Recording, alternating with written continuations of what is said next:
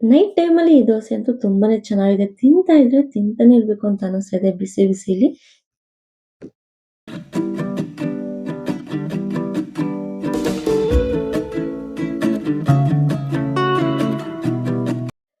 ಎಲ್ಲರಿಗೂ ನಮಸ್ಕಾರ. Welcome to ಸಮೃದ್ಧಿ ಅಡಿಗೆ ಮನೆ ಚಾನಲ್. ಇವತ್ತು ನಾವು ಮಾಡ್ತಿರುವಂತ ರೆಸಿಪಿ ಬಂದು ದೋಸೆ. ಸೊ ಯಾವ ದೋಸೆ ಅಂತ ನಿಮಗೆ ಗೊತ್ತಾಗಬೇಕು ಅನ್ನೋದಾದ್ರೆ ನೀವು ಈ ವಿಡಿಯೋನ ತಪ್ಪದೆ ಕಂಪ್ಲೀಟ್ ಆಗಿ ನೋಡ್ಬೇಕಾಗುತ್ತೆ. ಹಾಗೆ ಎಷ್ಟು ರುಚಿಯಾಗಿದೆ ಚಟ್ನಿ ಜೊತೆ ಅಂದ್ರೆ ತುಂಬಾನೇ ಚೆನ್ನಾಗಿದೆ ದೋಸೆ. ಸೊ ನೀವು ಕಂಪ್ಲೀಟ್ ಆಗಿ ಈ ವಿಡಿಯೋನ ನೋಡಿ. ಹಾಗೆ ಇನ್ನು ನಮ್ಮ ಚಾನಲ್ನ ಯಾರೆಲ್ಲ ಸಬ್ಸ್ಕ್ರೈಬ್ ಮಾಡ್ಕೊಂಡಿಲ್ಲ ಪ್ಲೀಸ್ ಸಬ್ಸ್ಕ್ರೈಬ್ ಮಾಡ್ಕೊಳ್ಳಿ. ಹಾಗೆ ನೋಟಿಫಿಕೇಶನ್ಗೆ ಬೆಲ್ ಐಕನ್ ಮೇಲೆ ಕ್ಲಿಕ್ ಮಾಡಿ. ಇವಾಗ ಈ ದೋಸೆ ಮಾಡ್ಕೊಳ್ಳೋದಕ್ಕೆ ಏನೇನು ಬೇಕು ಅಂತ ನೋಡೋಣ. ನಾನಿಲ್ಲಿ 2 ಗ್ಲಾಸ್ ಅಷ್ಟು ಅಕ್ಕಿನ ನೆನೆಸಿಟ್ಕೊಳ್ತಾ ಇದ್ದೀನಿ. ಯಾವ ದೋಸೆ ಅಂತ ನೋಡ್ತಾ ಇದ್ರಿ ಅಲ್ವಾ, ಅಲಸಂದೆ ಕಾಳು. ಹಾಗೆ ನಮ್ಮ ಕಡೆ ಕರೆಯುವಂಥದ್ದು ತಡ್ನೆಕಾಳು. ನಾಟಿ ಕಾಳು ಆಗಿರೋದ್ರಿಂದ ಸಣ್ಣ ಇದೆ. ನಾನಿಲ್ಲಿ ನೈಟ್ ದೋಸೆ ಮಾಡ್ಕೊಳ್ಳೋದಕ್ಕೆ ಬೆಳಗ್ಗೆ ಅಕ್ಕಿ ಮತ್ತೆ ಕಾಳನ್ನು ಕೂಡ ನೆನೆಸಿ ಇಟ್ಕೊಳ್ತಾ ಇದ್ದೀನಿ. ಅಮ್ಮ ಬಂದಿರೋದ್ರಿಂದ ಅವರೇ ದೋಸೆ ಮಾಡ್ಕೊಡ್ತಾ ಇದ್ದಾರೆ. ಸೊ ಇದಕ್ಕೆ ಒಂದು ಮಸಾಲೆನ ರೆಡಿ ಮಾಡ್ಕೊಳ್ಳೋಣ. ಇಲ್ಲಿ ನಾನು ಜೀರಿಗೆ, ಬೆಳ್ಳುಳ್ಳಿ, ಹಾಗೆ 1 ಇಂಚಷ್ಟು ಶುಂಠಿ, ಖಾರಕ್ಕೆ ಒಣಮೆಣಸಿನಕಾಯಿ, ಹಾಗೆ ಒಂದು ಈರುಳ್ಳಿ, ಚಕ್ಕೆ, ಲವಂಗ ತಗೊಂಡಿದ್ದೀನಿ. ಇಷ್ಟನ್ನು ಹಾಕಿ ನಾವು ಫಸ್ಟು ರುಬ್ಕೊಳ್ಳೋಣ. ಖಾರಕ್ಕೆ ನಿಮಗೆ ಒಣಮೆಣಸಿನಕಾಯಿ ಬೇಡ ಅನ್ನೋದಾದರೆ ಹಸಿಮೆಣಸಿನಕಾಯಿನ ಹೆಚ್ಚಿ ಕೂಡ ಹಾಕೋಬೋದು. ಖಾರಕ್ಕೆ ಒಣಮೆಣಸಿನಕಾಯಿ ಹಾಕಿದರೆ ಚೆನ್ನಾಗಿರುತ್ತೆ ದೋಸೆಗೆ. ಹಾಗಾಗಿ ನಾನು ಒಣಮೆಣಸಿನಕಾಯಿ ಹಾಕ್ಕೊಳ್ತಾ ಇದ್ದೀನಿ. ಸೊ ನೋಡ್ತಾ ಇದ್ದೀರಾ ಅಲ್ವಾ, ಇವಾಗ ಒಂದು ಪೇಸ್ಟ್ ಕೂಡ ರೆಡಿ ಆಯಿತು.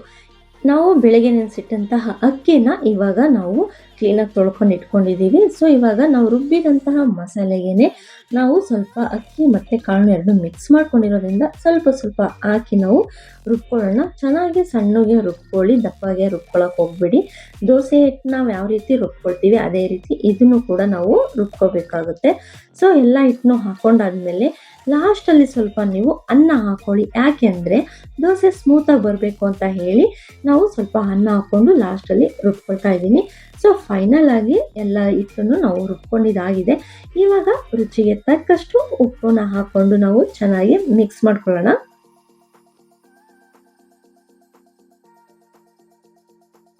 ಈ ದೋಸೆನ ತಿಂದು ನಾವು ತುಂಬ ದಿನಗಳಾಗಿತ್ತು. ಸೊ ಅಮ್ಮ ಬಂದಿರೋದ್ರಿಂದ ಅಮ್ಮ ಮಾಡಿಕೊಟ್ರು. ಹಾಗೆ ಊರಿಂದ ಕಾಳು ಕೂಡ ಅವರೇ ತಂದಿದ್ರು. ನಾಟಿ ಕಾಳಾಗಿರೋದ್ರಿಂದ ದೋಸೆ ಮಾಡೋದಕ್ಕೆ ಚೆನ್ನಾಗಿರುತ್ತೆ ಅಂತ ಹೇಳಿ ದೋಸೆ ಮಾಡಿಕೊಟ್ರು ಅಮ್ಮ. ಇವಾಗ ಇದಕ್ಕೆ ನಾವು ಈರುಳ್ಳಿ, ಕೊತ್ತಂಬರಿ ಸೊಪ್ಪು, ಸಬ್ಬಕ್ಕಿ ಸೊಪ್ಪು, ಹಾಗೆ ಕರಿಬೇವು ಸೊಪ್ಪು ಇಷ್ಟನ್ನು ಸಣ್ಣಗೆ ಹೆಚ್ಚಿಟ್ಕೊಂಡಿದ್ದೀನಿ. ಸೊ ಇಷ್ಟನ್ನು ಹಾಕಿ ನಾವು ಹಿಟ್ಟು ಜೊತೆಗೆ ಚೆನ್ನಾಗಿ ಮಿಕ್ಸ್ ಮಾಡ್ಕೊಳ್ಳೋಣ. ಸಬ್ಬಕ್ಕಿ ಸೊಪ್ಪು ಹಾಕಿರೋದ್ರಿಂದ ದೋಸೆಗೆ ತುಂಬಾ ಚೆನ್ನಾಗಿರುತ್ತೆ.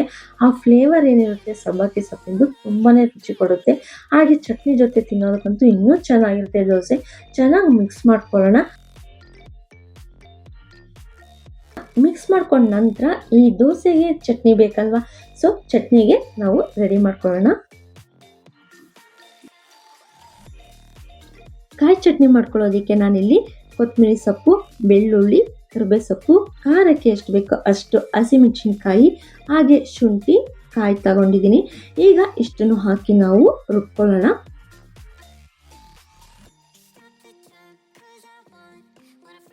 ಸ್ವಲ್ಪ ಕಡಲೆ ಹಾಕೊಳ್ತೀನಿ ಅನ್ನೋದಾದರೆ ಸ್ವಲ್ಪ ಕಡಲೆ ಕೂಡ ಹಾಕೋಬೋದು. ನಾನು ಬರೀ ಕಾಯಿ ಚಟ್ನಿ ಮಾಡ್ಕೊಳ್ತಿರೋದ್ರಿಂದ ಹಾಕೊಂಡಿಲ್ಲ.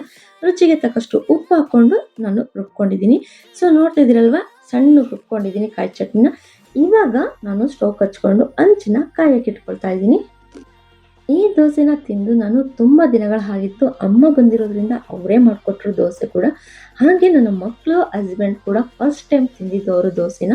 ತುಂಬ ಚೆನ್ನಾಗಿದೆ ಅಂತ ಹೇಳಿ ಹೇಳ್ತಾ ಇದ್ರು. ಸೊ ಇವಾಗ ಹಂಚಿಗೆ ಕಾಯ್ದಿದೆ. ಇವಾಗ ದೋಸೆನ ಹಾಕೊಳ್ಳೋಣ. ನಿಮಗೆ ಸ್ವಲ್ಪ ದಪ್ಪ ಬೇಕು ಅಂದರೂ ಹಾಕ್ಕೊಳ್ಳಿ, ಇಲ್ಲ ತೆಳು ಬೇಕು ಅಂದ್ರೂ ಹಾಕ್ಕೊಳ್ಳಿ, ಚೆನ್ನಾಗಿ ಬರುತ್ತೆ ದೋಸೆ. ಹಾಗೆ ಇದ್ರ ಮೇಲ್ಗಡೆ ತುಪ್ಪ ಇಲ್ಲಾಂದರೆ ಎಣ್ಣೆನ ಹಾಕ್ಕೊಳ್ಳಿ, ಚೆನ್ನಾಗಿ ಬರುತ್ತೆ ದೋಸೆ. ತಿನ್ನೋದಕ್ಕಂತೂ ತುಂಬ ಟೇಸ್ಟಾಗಿರುತ್ತೆ. ಸಬ್ಬಕ್ಕಿ ಸೊಪ್ಪು ಹಾಕಿರೋದ್ರಿಂದ ಫ್ಲೇವರ್ ಅಂತೂ ತುಂಬಾ ಚೆನ್ನಾಗಿ ಕೊಡುತ್ತೆ ದೋಸೆಗೆ. ಇದೇ ರೀತಿ ಅಲಸಂದೆ ಕಾಳಿನ ದೋಸೆ ಮಾಡೋದಕ್ಕೆ ನೀವು ಒಂದ್ಸಲ ಟ್ರೈ ಮಾಡಿ, ಹೇಗೆ ಬಂದಿದೆ ಅಂತ ನಮಗೂ ಕೂಡ ತಿಳಿಸಿ. ಇವಾಗ ದೋಸೆ ಹಾಕೊಳ್ಳೋಣ.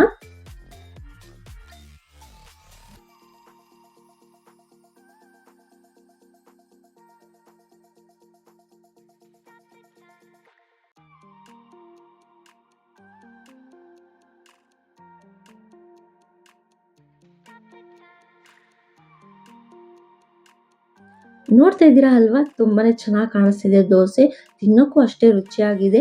ನಿಮಗೆ ಇದೇ ರೀತಿ ಒಳ್ಳೊಳ್ಳೆ ರೆಸಿಪಿಗಳು ಬೇಕು ಅನ್ನೋದಾದರೆ ನೀವು ಮಾಡಬೇಕಾಗಿರೋದು ಇಷ್ಟೇ, ನಮ್ಮ ಸಮೃದ್ಧಿ ಅಡುಗೆ ಮನೆ ಚಾನಲ್ನ ಸಬ್ಸ್ಕ್ರೈಬ್ ಮಾಡ್ಕೊಳ್ಳಿ.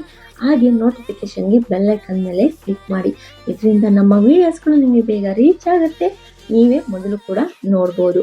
ನೀವು ಒಂದ್ಸಲ ಟ್ರೈ ಮಾಡಿದ ಮೇಲೆ ಈ ದೋಸೆನ ಹೇಗೆ ಬಂದಿದೆ ಅಂತ ನಿಮ್ಮ ಕಾಮೆಂಟ್ ಮೂಲಕ ನನಗೆ ತಿಳಿಸಿ. Thank you.